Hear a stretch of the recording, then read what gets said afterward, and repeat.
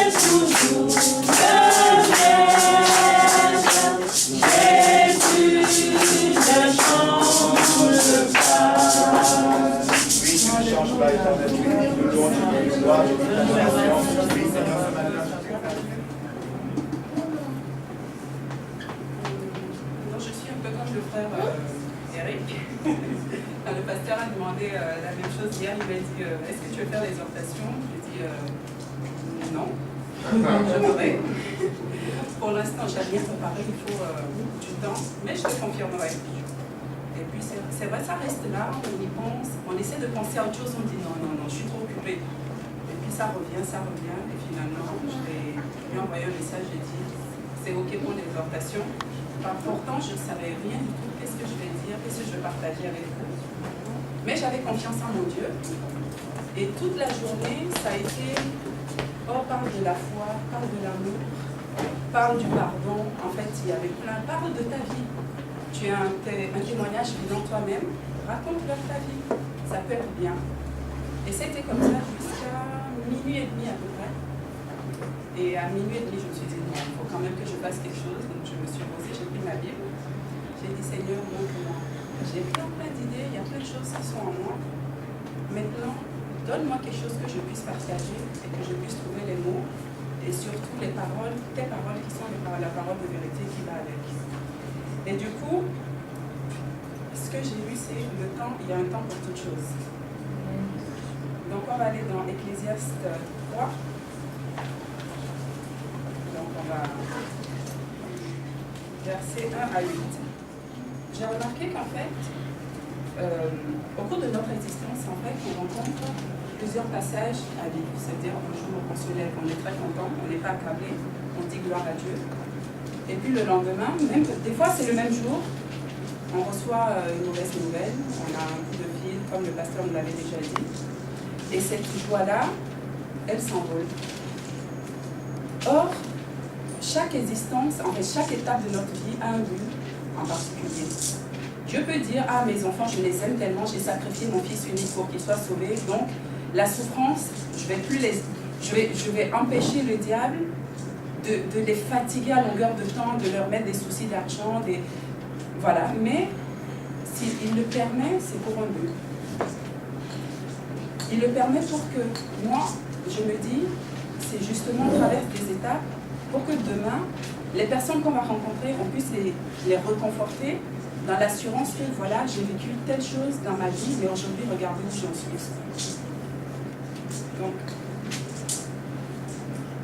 Donc comme je le disais, il faut savoir perdre, pleurer pour mieux apprécier nos joies et nos victoires. Parce que si tout est acquis, on n'a pas, comme l'enfant qui a tout à sa possession, on ne réalise pas. Moi, quand j'étais petite, jusqu'à la mort de mon père, je me disais, oh, quand je voyais les gens à l'école même qui me disaient, donne-nous ton sandwich, on le faisait parce qu'on disait, ah, ils sont pauvres, ah, mais ils sont vraiment pauvres. Ils n'ont même pas le pain là, et on était là, on était fiers, on était un peu, en quelque sorte, pas arrogant, mais on se croyait supérieur. On jouait avec de l'argent. Quand les gens jouaient avec des cartes, des carreaux à l'époque, parce qu'on jetait des carreaux, je ne sais pas si vous avez connu ça. Nous, on le faisait avec des pièces de 100 francs que nos pères nous ramenaient dans des petits sacs. Donc, on jouait vraiment avec de l'argent. On avait apporté de la main toutes choses. Et le jour où il est décédé, j'avais 14 ans. Pendant une année, ma mère, elle essayait de nous garder notre rythme de vie. Mais ensuite, ça a été très, très dur. Donc, je n'ose même pas vous raconter ce qui était notre vie à mes frères et moi. Donc, tout juste, on revient là. Dieu permet les bonnes choses. Donc, il ne faut pas qu'on se dise c'est un acquis. Et il permet le temps de la souffrance. Aujourd'hui, je mange à ma faim. Je peux m'habiller correctement. J'ai la grâce d'avoir des enfants. Mais ça n'a pas toujours été comme ça. Donc la Bible nous dit dans 1 Josué 2 que les... Je perds le fil. La Bible nous dit qu'après la mort de Moïse, le temps de deuil passé, le peuple hébreu s'est remis en route pour la conquête. Donc ils ont pris le temps de pleurer Moïse et ensuite ils ont été de l'avant pour ne pas louper en fait tout ce que le Seigneur leur a donné. Si c'était resté là, se dire « Ah, Moïse nous a conduits, il nous a fait des promesses, voilà, il est mort, on reste là, on se lamente », je ne pense pas qu'ils auraient pu avoir les choses que Dieu leur a promis, puisque à partir de là, Dieu leur avait fait énormément de promesses, surtout celle qui nous parle où il dit qu'il nous donne en possession toutes les terres que nos pieds fouleront. Donc s'ils étaient restés dans le désert en pleurant ou en se demandant on retourne, on reste là, on avance, ils auraient loupé le but.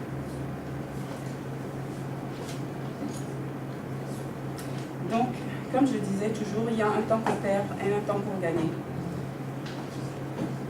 Chaque étape de notre vie est essentielle pour ne pas perdre l'équilibre. Et un petit témoignage aussi que j'avais lu d'un pasteur, d'un homme de Dieu, qui parlait, c'était l'histoire d'une horloge qui fit une dépression. Je ne sais pas si vous en avez déjà entendu parler. Dans cette horloge-là, un jour, elle faisait des tic et tac et elle se mit à penser au nombre de fois où elle devait le faire dans l'année. Donc, elle s'est dit, il y a 2 tic-tac par seconde, 120 par minute, 7200 par heure, 172 800 par jour et 1 209 600 chaque semaine. Et là, elle se rendit compte qu'elle devait tic-tacter, je ne sais pas si le mot existe, mais bon, près de 63 millions de fois pendant les 12 prochains mois. Et là, elle s'est dit, ah, c'est pas possible. Ah, c'est pas possible ma vie, je ne vais pas rester comme ça, à faire des tic-tac, des tic-tac, des tic-tac. Et là, elle s'est mise à faire une dépression. Elle était anxieuse. Et elle s'est affolée. Et elle décida d'aller voir un psychiatre et se plaindre en disant qu'elle n'avait plus la force de faire ces tic-tac en longueur de temps. Et là, le docteur lui demanda combien de tic-tac dois-tu faire ou dois-tu produire à la fois? Et l'horloge lui dit seulement un tic-tac à la fois. Et le docteur lui répondit, mais alors pourquoi tu t'inquiètes du nombre de tic-tac que tu vas faire par heure, par seconde, en fait tout par semaine, par an? Contente-toi de faire un tic-tac la prochaine fois et arrête-toi là. Donc, et là, elle s'est réalisée, s'est dit, mais pourquoi je suis là et je me préoccupe effectivement de savoir que j'en fais 1000, 1 million, 2 millions, 3 millions, ainsi de suite, alors qu'il faut tout juste que je me contente de celui que je suis en train de faire, et puis le reste se fera tout seul. Donc c'est comme notre vie. On a aujourd'hui de quoi manger, on a un travail et on se dit, ah j'ai un diplôme, pourquoi je suis à cette place-là? Je devrais plutôt être PDG de cette société au lieu d'être tout juste un simple ouvrier. Dieu seul sait pourquoi. Il t'a mis, ou il nous a mis d'abord là, parce qu'il a un plan pour notre vie. Amen. Chez nous, on dit souvent, il faut pas, un adage qui dit, il ne faut pas danser plus vite que la musique. Parce que vous imaginez, quand on se met à danser, la musique elle va doucement, par exemple un slow, et qu'on est en train de danser un rock'n'roll, ça ressemble à rien, c'est horrible. Et donc notre vie doit être pareille, on doit patienter et attendre que le temps de Dieu arrive. Donc si aujourd'hui tu n'as pas encore de travail, ni de mari, ni de femme, tu n'as pas tes papiers, tu as une santé fragile, tu n'as pas l'enfant que tu désires depuis des années, que des gens hurlent, oh, c'est une femme stérile, ah, ne t'en préoccupe pas, quoi que disent les hommes, ne t'inquiète pas. Aie juste l'assurance que Dieu s'en chargera pour toi. Amen. Il y a une chanson chez nous qui dit, je vous chante, je n'ai pas une belle voix, mais qui dit et il est maoubé et il est maoubé et il est assis salobe dineja et il non assis salobe kunedi et il est agbete de orbe dineja et il est musia nusima ou et il est et yata bondiko anyona au et il est. C'est des choses qui m'est revenu tout de suite. Ça veut dire ceux qui font les marchands, ils disent ah il faut qu'il y ait un grand soleil pour que nous on puisse aller vendre nos marchandises, qu'on puisse aller au marché, tenir le marché. Et le cultivateur il dit ah non mon Dieu, il faut vraiment que tu fasses pleuvoir pour que nos grains poussent. Et on dit toute chose que Dieu fait, que ce soit le soleil, la pluie, toute chose est bien pour nous. Donc il faut, c'est le temps de Dieu qui est le meilleur.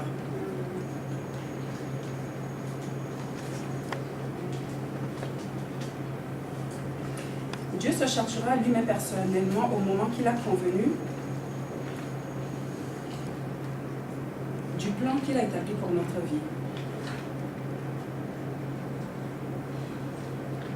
Et c'est lui-même aussi qui détermine le moment opportun. Comme sa parole nous le dit dans Daniel 2:21,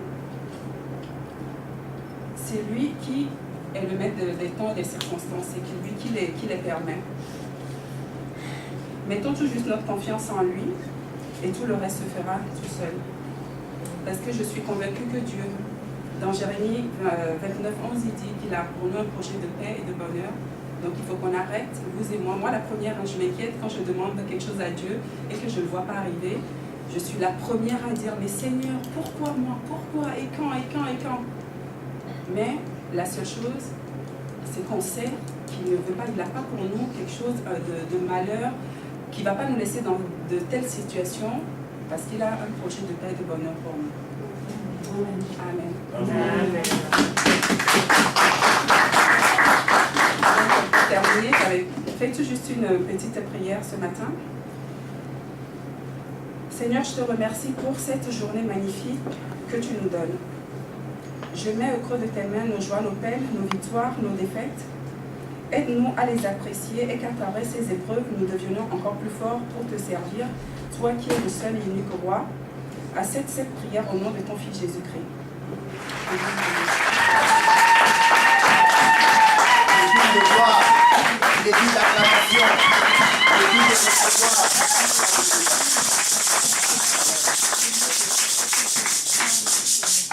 Venez louer Jésus. Alléluia, venez louer avec moi. Amen, amen. Venez louer Jésus. Alléluia, venez louer avec moi. Amen, amen. Venez louer Jésus. Alléluia, venez louer avec moi. Amen, amen. Venez louer Jésus. Alléluia, venez louer avec moi. Amen, amen. Venez louer Jésus. Alléluia, venez louer Jésus. Alléluia, venez louer avec moi. Amen, amen.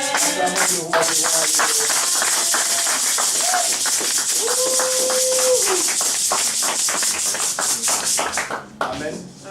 Amen. La Bible nous dit dans 1 Corinthiens chapitre 15, au verset 10, tu peux rester debout avec moi s'il te plaît. 1 Corinthiens chapitre 15 et le verset 10. On va lire ensemble. Et c'est l'apôtre Paul qui parle. 1 Corinthiens chapitre 15 et le verset 10. La première phrase. Amen. On a trouvé 1 Corinthiens chapitre 15 verset 10. On lit au nom du Seigneur. Par la grâce de Dieu, je suis ce que je suis. Amen. On répète. Par la grâce de Dieu, je suis ce que je suis. Amen. Une dernière fois. Par la grâce de Dieu, je suis ce que je suis. Amen. Nous te bénissons, notre Dieu, notre Père, pour ta parole ce matin. Tu es le maître des temps, tu es le maître des circonstances. Tu es celui, Seigneur, qui depuis la fondation du monde avait préparé ce jour. Celui qui, Seigneur, veut nous parler ce matin. Nous voulons simplement diminuer et que toi tu puisses croître. Nous voulons, Seigneur, te laisser toute la place, parce que toi tu sondes le cœur et tu sondes les reins de tout un chacun.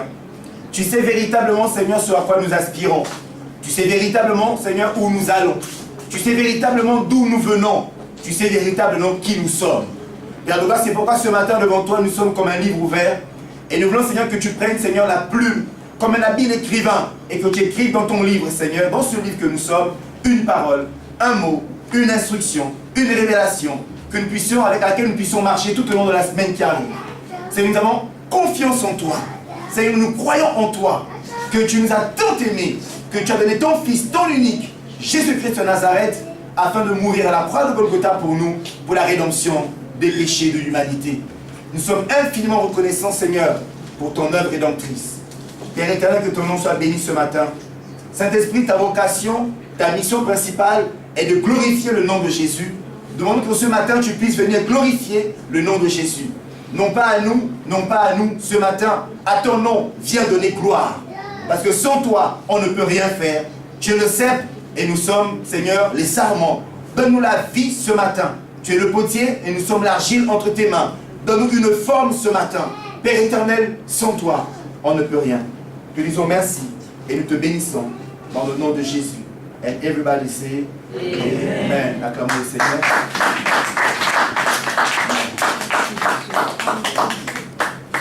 La Bible dit, je suis ce que je suis par la grâce de Dieu. Amen. C'est qui parle? Si on place cette parole dans son contexte, c'est Paul qui parle. Paul n'a pas toujours été celui qu'il prétend être dans ce passage. Si vous lisez les Actes des Apôtres, au chapitre 8, au chapitre 9, au chapitre 10, on nous dépeint Paul comme étant quelqu'un de très dangereux, comme étant quelqu'un de redoutable, comme étant quelqu'un de meurtrier. On dit même qu'il respirait le meurtre quand il a pris la décision d'aller à Damas afin de pouvoir attraper les chrétiens et les jeter en prison. Paul, à l'époque s'appelait Saul de Tarse, était un redoutable inquisiteur, comme on disait autrefois. C'est quelqu'un qui persécutait la voie de Dieu, quelqu'un qui était contre Dieu, quelqu'un qui n'avait d'égard pour personne. Il était animé d'un zèle amer, et pour lui, tout ce qu'il faisait, c'était Dieu qui le conduisait à le faire. Il faisait plaisir à Dieu. Mais alors que, en faisant cela, Paul combattait contre l'œuvre de Dieu. Amen. Mais un jour, donc, il a rencontré le Seigneur sur la route de Damas. Gloire soit rendue à Dieu, bien-aimé dans le Seigneur. Un jour, Dieu te rencontre. Amen. Un jour, Dieu finit par nous rencontrer. Et je pense que si nous sommes ici, ce matin, c'est qu'un jour, Dieu nous a rencontrés. Un jour, Dieu nous a rencontrés, que ce soit en Afrique ou ici, un jour, on a fait la rencontre avec Dieu. Et cette rencontre nous a marqué à jamais. C'est pourquoi ce matin, nous sommes là pour le servir, pour l'adorer et pour le louer. Et Paul a fait cette rencontre. et sa vie a été complètement transformée.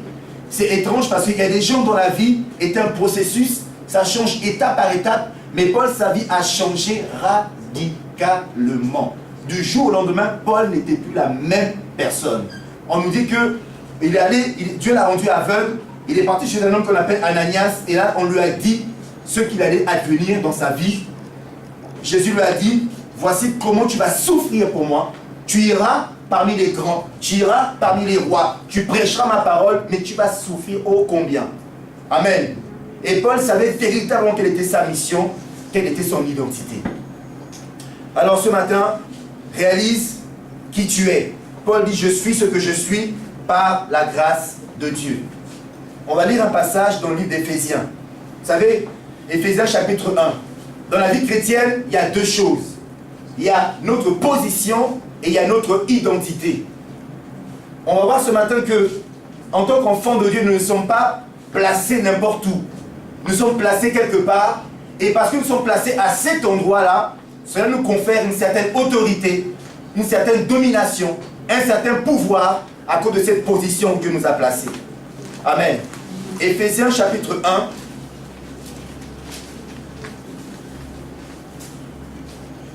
On va lire à partir du verset 1. Paul, apôtre du Christ Jésus, par la volonté de Dieu, aux saints et fidèles en Christ Jésus qui sont à Éphèse, que la grâce et la paix vous soient données, de la part de Dieu notre Père et du Seigneur Jésus-Christ. Béni soit le Dieu et Père de notre Seigneur Jésus-Christ, qui nous a bénis de toute bénédiction spirituelle dans les lieux célestes en Christ. En lui, Dieu nous a élus avant la fondation du monde pour que nous soyons saints et sans défaut devant lui.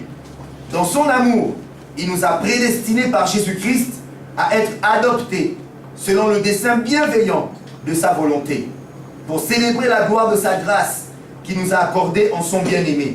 En lui, nous avons la rédemption par son sang, le pardon des péchés selon la richesse de sa grâce, que Dieu a répandu abondamment sur nous en toute sagesse et intelligence. Il nous a fait connaître le mystère de sa volonté, le dessein bienveillant qui s'était proposé en lui, pour l'exécuter quand les temps seraient accomplis. Réunir sous un seul chef, le Christ, tout ce qui est dans les cieux et ce qui est sur la terre. Verset 11.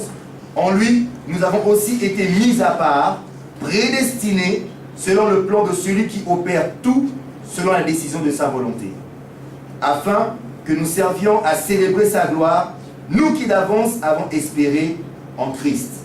En lui, vous aussi, après avoir entendu la parole de la vérité, l'évangile de votre salut, en lui, vous avez cru et vous avez été scellés du Saint-Esprit qui avait été promis, et qui constitue le gage de notre héritage en vue de la rédemption de ce que Dieu s'est acquis pour célébrer sa gloire. Amen. Amen. On nous dit ici que Dieu nous a fait asseoir dans les lieux célestes en Jésus-Christ. Il nous dit, béni soit le Dieu et Père, au verset 3, de notre Seigneur Jésus-Christ, qui nous a bénis de toute bénédiction spirituelle dans les lieux célestes en Christ.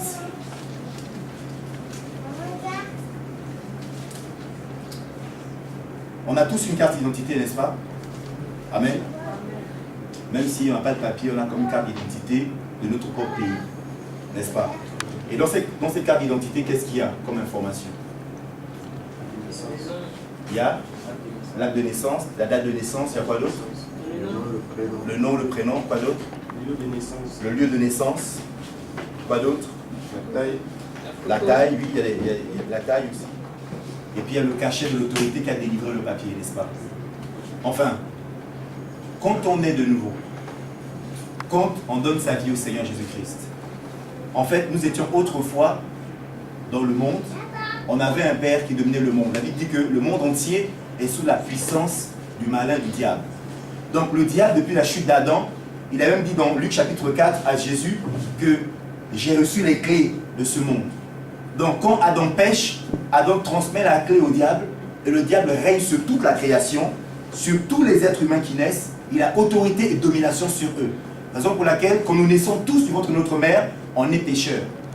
Le psaume 51 nous dit, dans le ventre de ma mère, j'étais pécheur. Je suis sorti, je suis né dans le péché. Donc le péché d'Adam est un péché intergénérationnel qui nous poursuit de génération en génération et qui ne s'arrête pas. Donc depuis Adam, tout ce que nous sommes, nous naissons dans le péché, nous vivons dans le péché, nous sommes conduits par le péché et le diable domine ce monde. Et pour nous dans le monde, tout ça paraît normal. Amen. Tout paraît normal parce que nous sommes nés dedans. Quelqu'un qui, depuis sa naissance, quand il est né, mange que du poisson. Pour lui, le poisson, c'est une habitude. Il mange que ça. Partout où il ira, il appréciera le poisson parce qu'il est né dedans. Et nous sommes nés dans le péché et le péché nous a toujours guidés. Le péché était comme notre père, notre mère, c'était notre ami, notre meilleur ami. On marchait avec lui, on obéissait à ses directives. Amen. Et un jour, comme j'ai dit, on a rencontré le Seigneur Jésus. Et là, quelque chose se passe. La Bible dit, les choses anciennes sont et toutes choses deviennent nouvelles. Donc si les choses anciennes sont passées, c'est-à-dire que j'étais dans un système, dans un monde que je quitte pour un autre système, pour un autre monde. Dans ce monde, le monde du diable, les choses sont à la renverse. Satan et ses démons dominent. Il y a la création et il y a les hommes sous son autorité. Dans le règne de Dieu, c'est différent. Il y a Dieu le Père, le Fils et le Saint-Esprit. Il y a l'homme, il y a les anges, il y a les démons et toute la création. Amen. Amen. Donc comprenez une chose, c'est que la position que tu as en Christ dans les lieux célestes, autrefois nous étions charnels, terrestres. Donc tout ce qui est de la terre, la Bible dit dans Genèse chapitre 3 que vous êtes poussière et vous retournerez à la poussière. En d'autres termes, tu es terrestre et tu finiras dans la terre. Et Dieu avait dit à Abraham, tu auras deux postérités. La postérité de la terre et la postérité du ciel. Amen. La postérité de la terre, c'était Ismaël. C'est la chair. Et la postérité céleste, c'était Isaac et l'esprit. Et aujourd'hui, il y a deux positions. Donc, dans le monde, j'étais terrestre, j'étais charnel, mais en venant à Christ, je deviens spirituel. Et Dieu me fait asseoir quelque part, c'est dans les lieux célestes avec Christ. Donc, autrefois, on était sur la terre, on obéissait à la chair et toutes ses convoitises. Et aujourd'hui, je suis avec Christ dans les lieux célestes et les choses sont différentes. Tu sais, plus ta position est élevée, et mieux ta vision et tes compréhensions des choses sont. Amen. Quelqu'un qui est ici, au ras le sol, n'a pas la même vision que celui qui est au 3e étage ou au 5e étage. La vision est différente. Plus tu montes, plus tu as une vue d'ensemble plus grande, et plus tu es sur la terre, et plus tu ne vois que les choses qui sont en face de toi. Ça veut dire quoi? Que quand je suis dans une situation et que je suis homme charnel, ma perception, ma compréhension et ma vision est différente de celui qui est dans les lieux célestes et qui voit les choses différemment. C'est pourquoi Paul a dit dans 1 Corinthiens chapitre 2 qu'en réalité dans l'homme, c'est l'esprit. Et que l'homme spirituel est juge de tout. Parce qu'il est dans une position élevée, il voit les choses différemment, il a une meilleure compréhension et il sait comment Dieu marche, il sait comment Dieu parle, il sait où Dieu va, il est sensible à la voix de l'esprit parce que sa position est dans les lieux célestes. Et Dieu habite où? La Bible dit, j'ai donné la terre aux hommes et le ciel m'appartient. La position de Dieu est une position céleste. Dieu est au ciel, il est assis sur son trône de gloire. Alors quand je nais de nouveau, je confesse mes péchés, je donne ma vie à Christ, automatiquement je sors d'une position terrestre et je monte dans les lieux célestes où je suis maintenant assis dans le conseil de Dieu. Ce que Dieu fait, il me le révèle. Ce que Dieu dit, je l'entends. Où Dieu va, je vais avec lui. Parce que je sais que je suis assis auprès de quelqu'un qui ne me conduira jamais dans l'erreur. La Bible dit, je ne vous abandonnerai point, je ne vous délaisserai point, je serai avec vous tous les jours jusqu'à la fin du monde. Amen. Amen. Tu as une position en venant à Christ, en donnant ta vie au Seigneur Jésus, tu as une position. Et on parle de la carte d'identité. Dans la carte d'identité, il y a un nom. Tu as ton nom à toi. Saul, c'était Saul de Tarse. Il vient en Christ et son nom change. Il devient Paul. Amen. Pierre s'appelait Simon, fils de Jonas. Et quand il rencontre le Seigneur Jésus-Christ, on change son nom. Tu ne t'appelleras plus Simon, mais tu t'appelleras Pierre. En grec, tu t'appelleras Céphas, qui veut dire caillou, rocher. Et sur ce caillou, sur cette révélation, je bâtirai mon église.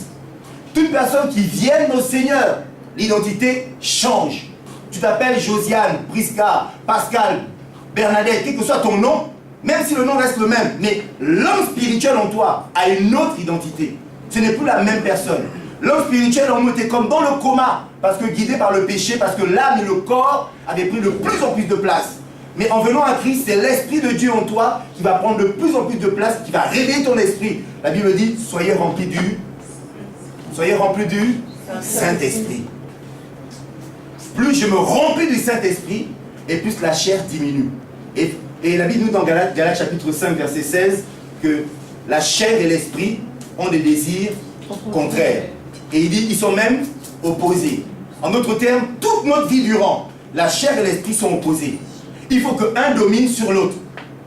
Amen. C'est pourquoi vous allez voir Israël, vous savez, l'Ancien Testament est l'image des choses à venir.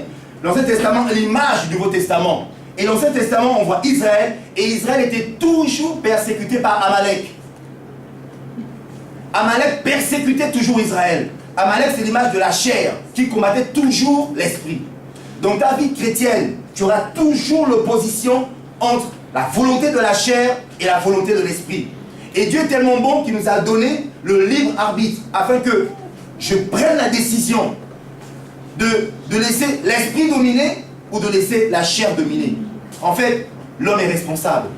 Amen. Nous sommes, autant que nous sommes responsables de nos actes. Et ici, on nous dit que l'esprit et la chair ont des désirs contraires, ils sont même opposés tous les deux. En venant le Seigneur, je dois faire confiance au Saint-Esprit, je dois me nourrir de sa parole, parce que bien aimé dans le Seigneur, il ne faut pas se mentir. Moins je lis la Bible, et plus je me laisse guider par mes émotions, par mes sentiments. Parce que je n'ai aucune référence. Mais plus je lis la Bible, plus les versets s'imprègnent dans mon esprit. Et Paul a dit à Timothée, tu reçois un dépôt. Alors plus je lis, Genèse, Apocalypse, Éphésiens, Corinthiens, et je viens à l'église, j'entends des passages, je les note, je les écris, je médite encore à la maison. Ces passages s'impriment dans mon esprit et font au moins un dépôt. Et quand une circonstance arrive, on a dit tout à l'heure qu'il y a un temps pour toute chose. Et quand le temps de la guerre arrive, si je suis vide des paroles de la Bible qui me permettent de combattre, alors le diable dira, mais il n'y a aucune balle dans son fusil. Parce que j'ai beau prier, mais rien ne sort de mon fusil. Mon fusil, c'est ma bouche. Et c'est ma bouche, de ma bouche sortent des paroles.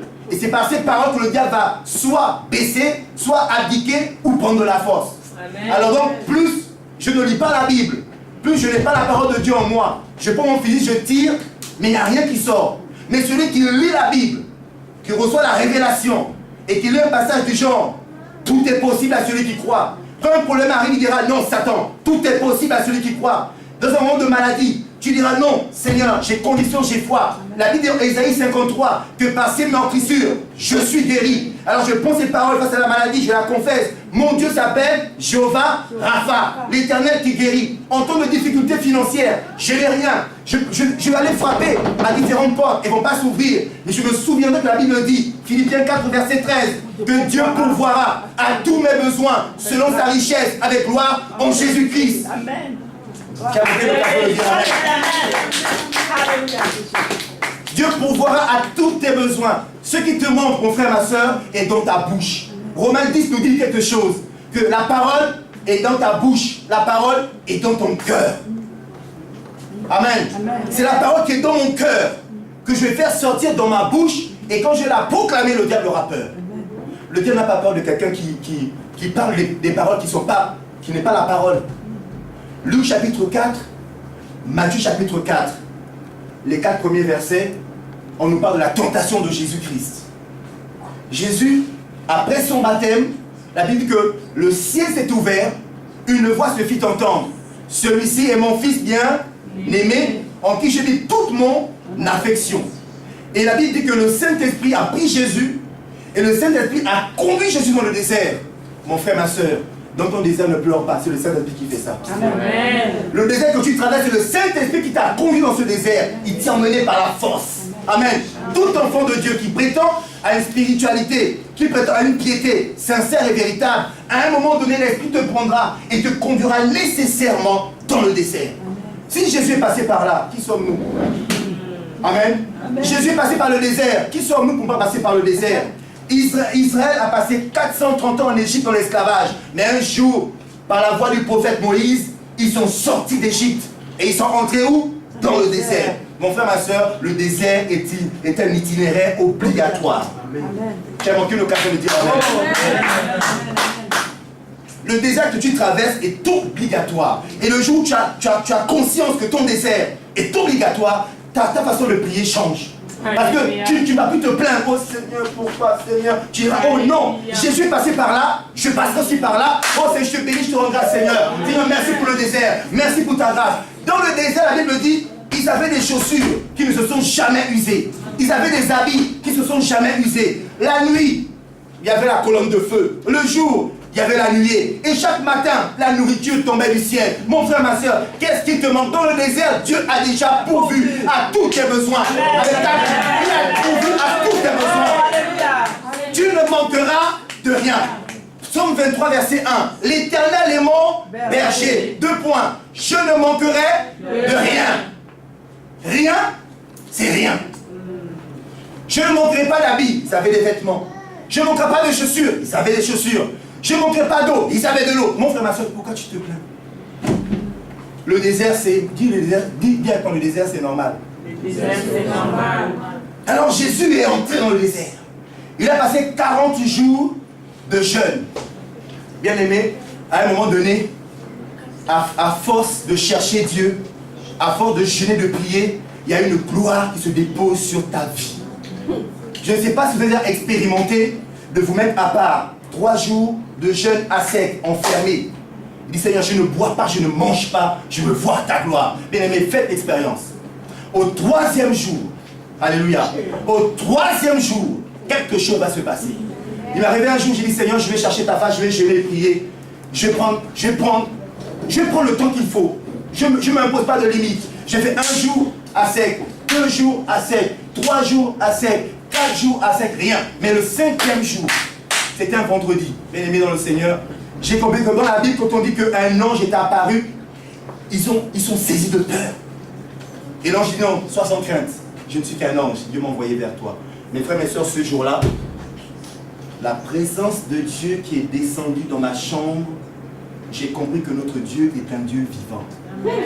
L'expérience que j'ai eue ce jour-là dans ma chambre, c'est comme si le Seigneur lui-même descendait, c'est comme s'il allait apparaître sous mes yeux. J'ai senti une gloire dans ma chambre incroyable, au point où, si tu avais même 1% de péché en toi, tu te repens tout de suite. Je me suis rendu compte de ma souillure, je me suis rendu compte que je n'étais rien à cet instant-là, parce que Dieu s'est manifesté puissamment. Et Jésus-Christ a passé 40 jours de jeûne, et à un moment donné, on dit, il eut faim.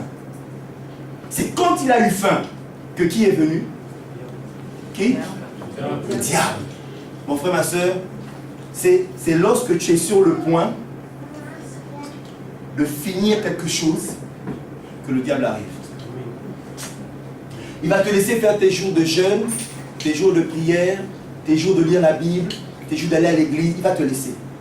Mais dès l'instant qu'il voit que quelque chose arrive, on a dit Ephésiens 3, Ephésiens 1, que nous sommes assis avec Christ dans les lieux célestes, et c'est là où se trouvent toutes les bénédictions.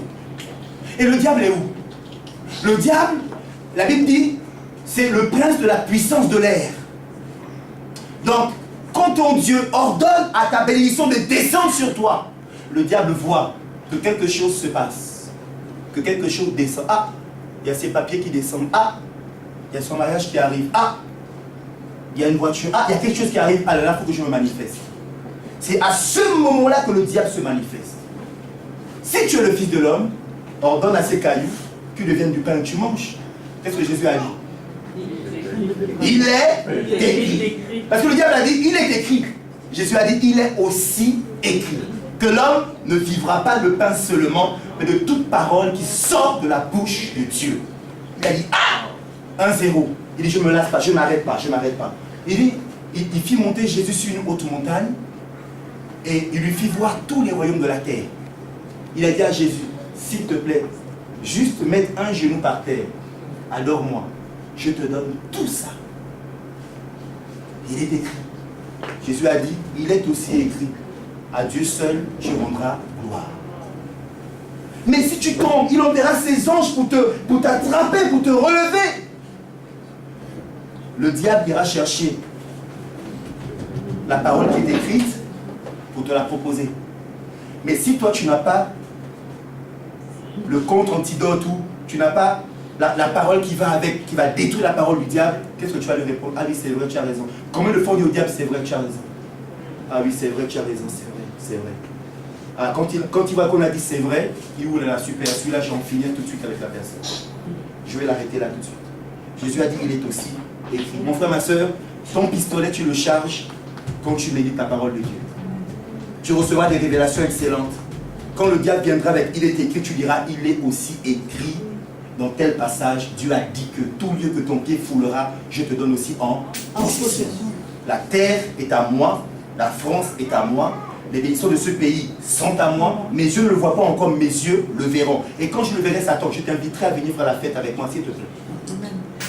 Je t'enverrai une carte de visite express le jour de mon mariage. Je t'enverrai une carte de visite express le jour du m'aura béni. Satan, donne-moi ton adresse, s'il te plaît. Tu habites où même? Amen. Amen. Nous sommes avec Christ assis dans les hauteurs, dans les lieux célestes. Mon frère, ma soeur, la position que tu as en Christ est une position que même les démons t'envient. La Bible dit, dans le livre de l'évangile selon Jacques, que les démons savent que Dieu existe. Et les démons font quoi? Ils tremblent. Le démon sait qui est Dieu. Le démon était là-haut, avant que Dieu le précipite. Les démons ont fait le choix, ont pris la décision de ne plus adorer Dieu. Les démons se sont mis en position de rébellion vis-à-vis de Dieu qu'ils ont connu, de Dieu qu'ils ont servi. Mes frères, mes soeurs, vous et moi, on n'a pas vu. Qui a vu Dieu dans la salle? Quelqu'un a vu Dieu? Bon. Les démons voyaient Dieu. Les démons servaient Dieu. Mais ils ont quand même fait le choix de désobéir. C'est incroyable. Parce que nous sommes là, on adore Dieu, on aime Dieu, on a envie de le voir, on est prêt qu'après la mort, on verra notre Père. Mais les démons l'ont vu. Les démons ont dit, on fait le choix de suivre Lucifer, Belzéboul, Satan, le prince des ténèbres. Ils l'ont suivi, ils ont été précipités. Donc ils savent qui est Dieu, ils savent sa force de frappe. Que si Dieu frappe, c'est redoutable. Ils savent. Et donc ils tremblent. Alors ils viennent sur la terre pour faire croire à l'humanité que tous les problèmes du monde, c'est Dieu. Que si Dieu existait, il n'y aurait pas de famille, il n'y aurait pas de guerre, il n'y aurait pas de chômage si Dieu existait. Mais quand Dieu n'existe pas, il y a tous ces problèmes. Mais nous, ce n'est pas notre faute, on n'y est pour rien. C'est Dieu qui est l'origine des problèmes. Mon frère, ma soeur, c'est lui qui est l'auteur des problèmes, ce n'est pas Dieu. Et l'homme aussi, par le péché. Amen. Ils ont vu Dieu, ils ont désobéi, ils ont servi le diable. Alors, quand les démons ont vu que tu as quitté le monde pour entrer en Christ, ils ont vu que ta position a changé et que Dieu t'aime t'arriver dans des hauteurs avec lui, ils sont devenus jaloux. Et c'est pourquoi tu passes par des persécutions, tu passes par des attaques injustifiées, par des oppressions, parce qu'ils savent que celui qui est en toi est un Dieu qui est fort, qui est un Dieu qui est puissant. Amen. Amen. Donc en Christ, nous avons une identité. Nous avons une nationalité. Nous sommes plus terrestres, mais nous sommes des enfants de Dieu. Notre maison, c'est le ciel. Sur la carte d'identité, il y a le sexe, n'est-ce pas? Il y a homme ou femme sur la carte d'identité. En Christ aussi. En Christ, merci, Dieu te bénisse. Amen. En Christ, la Bible dit qu'il n'y a ni homme, ni femme. Oh oh. Ah, donc en Christ c'est comme ça. Il n'y a ni homme, ni femme. Il n'y a plus de discrimination. Ah, les femmes, comme tu es une femme, ton salaire sera moins que celui de l'homme. Dans le monde c'est comme ça, n'est-ce pas? Même une femme qui a des responsabilités, demandez à Angela Merkel son salaire, je crois qu'il est plus faible que celui d'Obama. C'est comme ça. Dans le monde c'est comme ça. Une femme doit être payée moins qu'un homme. Pourquoi? On ne le sait pas. En Christ, il n'y a ni homme, ni femme. C'est une bonne nouvelle, non? N'est-ce pas les mamans, c'est une bonne nouvelle. Il n'y a pas de discrimination avec Dieu. Homme, femme, pareil. Parce qu'on sera au ciel, il n'y aura plus de sexe. Oui, tu l'as dit, il n'y aura plus. Pour l'éternité, on sera avec Dieu, on va adorer Dieu, ce sera formidable, il n'y aura plus. Donc on va dire, ah, c'est un homme ou c'est une femme. Il n'y a ni homme, ni femme. Notre carte d'identité en Christ, elle est valable jusqu'à l'éternité. Quiconque a donné sa vie en Christ Jésus, c'est pour l'éternité. Parce que sur terre, nous sommes limités. La Bible dit que l'homme vivra 70 ans, voire 80 ans, après il mourra. À l'époque, quand on voit Adam, Adam a vécu 969 ans. Quand on voit Mathusalem, l'homme qui a vécu le plus longtemps sur la terre, à l'époque, ils avaient des âges incroyables. Mais après, suite au péché, dans Genèse 8, à l'époque de Noé, Dieu a dit, je vais raccourcir, ce sera 120 ans maximum. Vous allez voir que l'homme le plus vieux sur la terre, c'est toujours aux alentours de 120 ans qu'il meurt. Il ne va pas au-delà. Parce que Dieu, c'est Dieu qui a arrêté les choses. Même si on ne veut pas croire en Dieu, bien aimé dans le Seigneur, Dieu fait des choses que les hommes du monde refusent de croire, mais Dieu a arrêté l'âge de l'homme à 120. Celui qui vit longtemps, c'est 120. Abraham est mort à 120, 124. Amen. Et nous, après la mort, on va au ciel auprès de Dieu pour une vie éternelle. Notre identité en Christ, elle est éternelle. Et sur la carte d'identité aussi, on parle de la profession, n'est-ce pas? Le faut mettre la profession sur la carte d'identité. Et bien nous aussi en Christ, on a une profession. 2 Corinthiens chapitre 5, verset 20, pour ceux qui notent, la Bible nous donne une profession que nous avons. Si quelqu'un peut lire pour nous, notre profession en Christ. 2 Corinthiens chapitre 5, verset 20, nous sommes ambassadeurs. Nous sommes ambassadeurs. Amen. Alléluia. En Christ, sur notre carte d'identité, il y a une profession, nous sommes ambassadeurs. Et 1 Pierre, chapitre 2, au verset 11. 1 Pierre, chapitre 2, verset 11.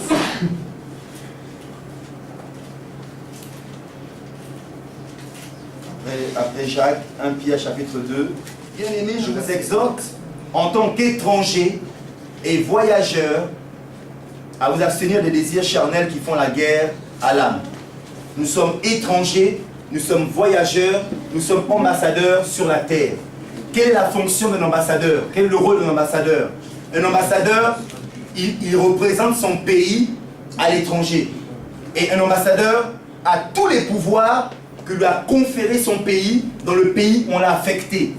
L'ambassadeur des États-Unis en Éthiopie ou au Rwanda, même si au Rwanda il n'y a pas de lait, l'ambassadeur des États-Unis au Rwanda aura du lait. Amen. Si le pays est dans la famille, l'ambassadeur des États-Unis dans ce pays ne manquera de rien. Pourquoi? Parce que son pays est puissant pour lui envoyer tout le nécessaire dont il a besoin pour vivre à l'aise.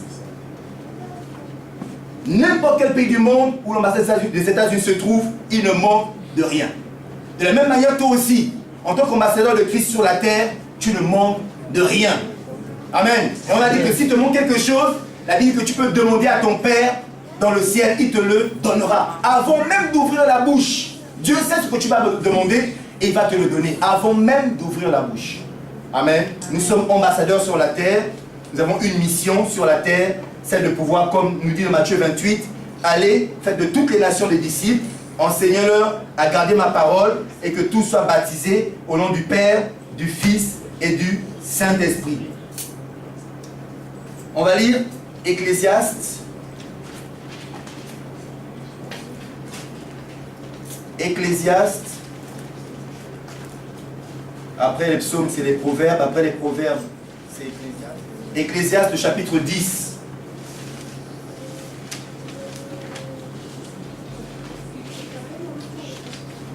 Nous parlons ce matin de la connaissance de notre identité et de la connaissance de notre position. Ecclésiaste, chapitre 10, au verset 7. Quelqu'un peut lire pour nous? S'il vous plaît. Des esclaves. J'ai vu Des esclaves sur des chevaux et des princes marcher à pied comme des esclaves. Okay. Qui est l'esclave, qui est le prince?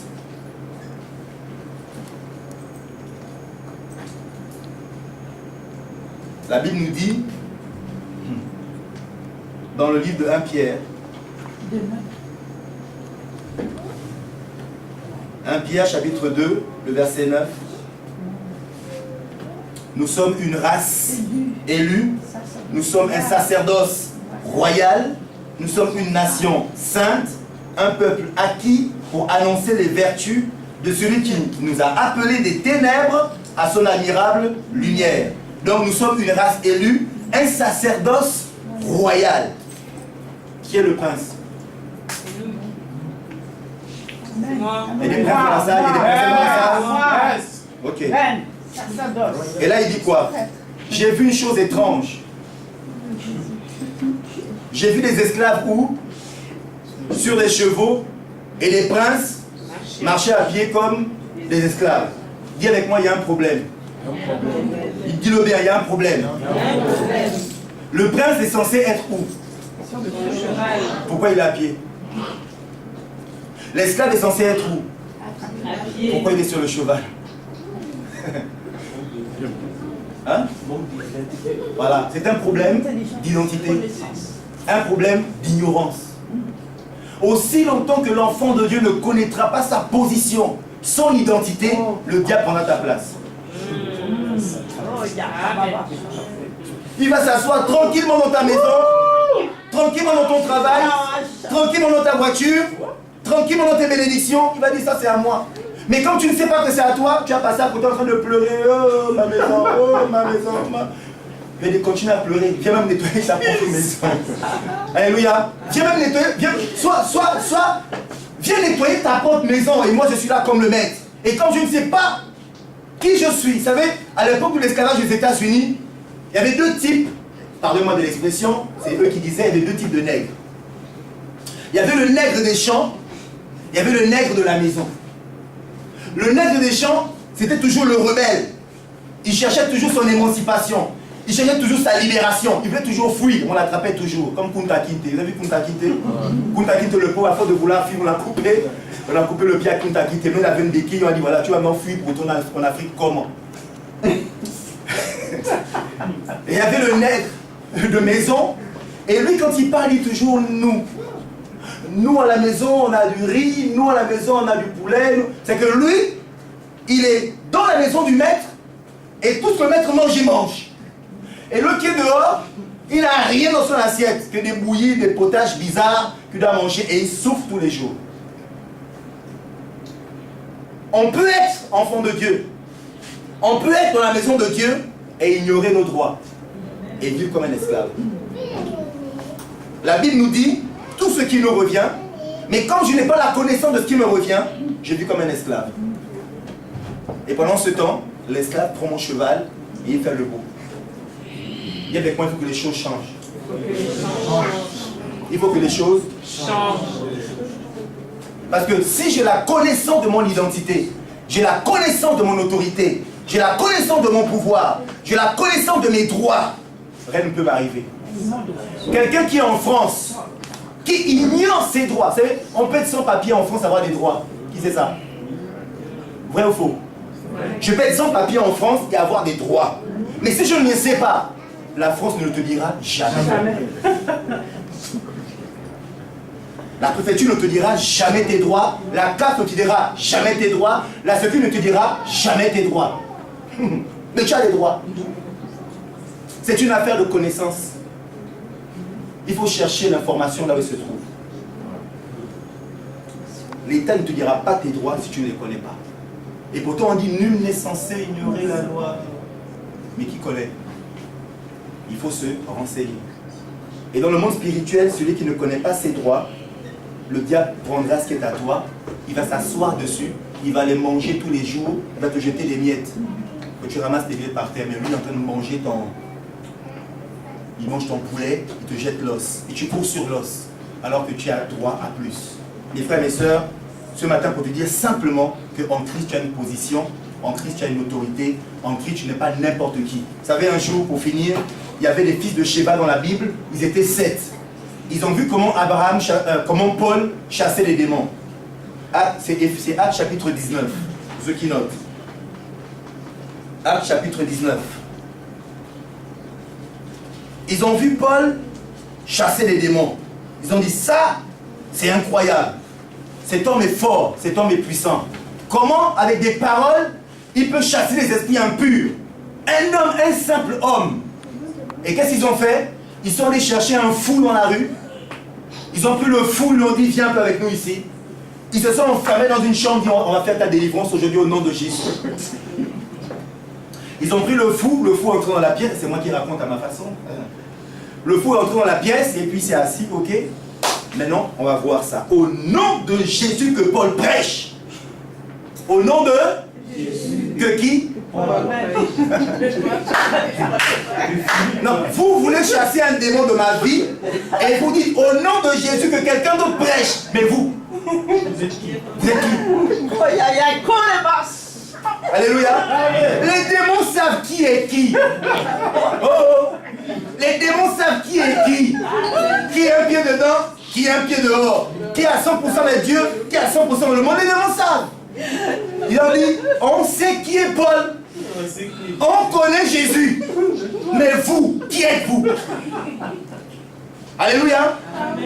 Jésus, on le connaît, on l'a vu. On sait qu'il est roi, on sait qu'il règne, qu'il est puissant, qu'il est fort. Paul, attention, lui, c'est un élément dangereux. Il n'a que la Bible dans sa bouche. Quand il ouvre la bouche, c'est que des missiles qui nous envoient. Mais vous, quand on vous regarde, on ne voit pas l'armure du chrétien. On ne voit pas le sang de Jésus. On ne voit pas le nom de Jésus invoqué sur vous. On ne voit rien. Donc, à partir d'aujourd'hui, je vais m'occuper de vous. Amen. Le fou, ils étaient 7 et le fou s'est occupé de tous les 7. Le fou les a frappés et la Bible dit qu'ils sont sortis tout nus de la salle où ils étaient. Maintenant dites-moi qui est le fou?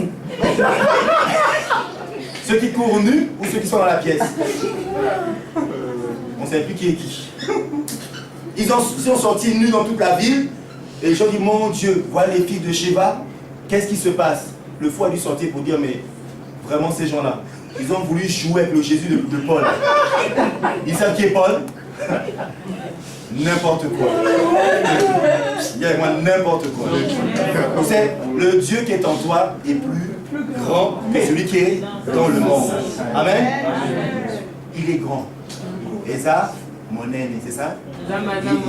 He is very big. Amen. Il est grand. Amen. Dieu est bon, hein? Amen. Donc Dieu est bon.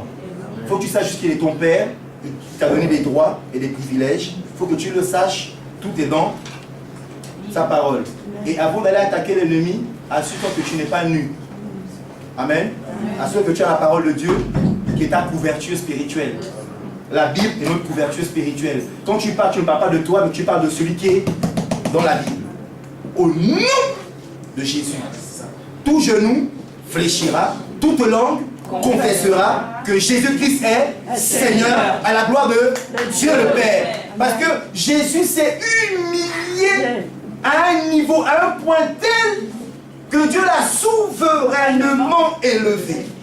En fait, quand Jésus s'humiliait, il s'humiliait avec toi. Quand Jésus a été souverainement élevé, tu étais dessus et il t'a aussi souverainement élevé. Et les démons ont vu que Jésus aussi t'a souverainement élevé. Que là où Jésus est, toi aussi, tu es. La puissance que Jésus a, toi aussi, tu l'as. La force que Jésus a, toi aussi, tu l'as. Les biens que Jésus a, toi aussi, tu les as. Au nom de Jésus, acclamons le Seigneur.